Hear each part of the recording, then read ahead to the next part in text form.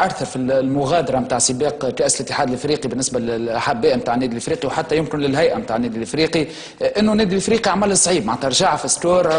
وصل معناتها النادي الافريقي انتصر 2-0 ومن بعد ضربات جزاء اللي يظهر لي كانت فيها سوء حظ ولا فما حتى بعض معناتها ضربات الجزاء اللي ما كانش التنفيذ نتاعها كما يلزم، خاصه انه النادي الافريقي غادر سباق البطوله وسباق الكاس، معناتها كان الامل الاخير بالنسبه للنادي الافريقي. ولا خلينا نكونوا واضحين الساعه، هو مش عندكم انتم ساعه ولا هو الكاس هذا في حد ذاته مش تاع النادي الافريقي، حتى كان يهزوا النادي الافريقي، النادي الافريقي اللي دخل اول رابطه ابطال، يعني النادي الافريقي مش نتاع كاس الكاف، هو ما يقعد لقب قاري معناتها يعدي في وقته النادي الافريقي بيه الكاس، حتى كان تعدى يعدي في وقته يحضر في روحه للمواعيد الحاسمه، المواعيد اللي تليق به النادي الافريقي. ان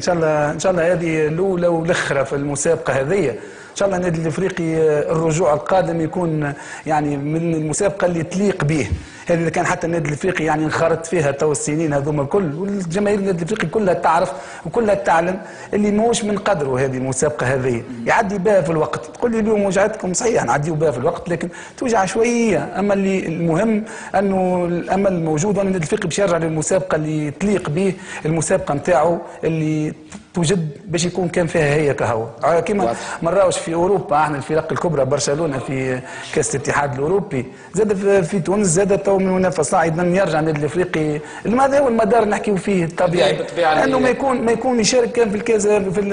رابطه الابطال، هذه هي اللي تليق بسمعته، والناس الكل تعرف راهو احباء النادي الافريقي وحتى ما مش احباء النادي الافريقي يعرفوا اللي النادي الافريقي ماهوش موجود في المسابقه هذه، يعني وضع غير طبيعي، ان شاء الله يرجع الوضع الطبيعي النادي الافريقي ويرجع مسابقه الابطال هذه ما تغير وقتها تغيرنا.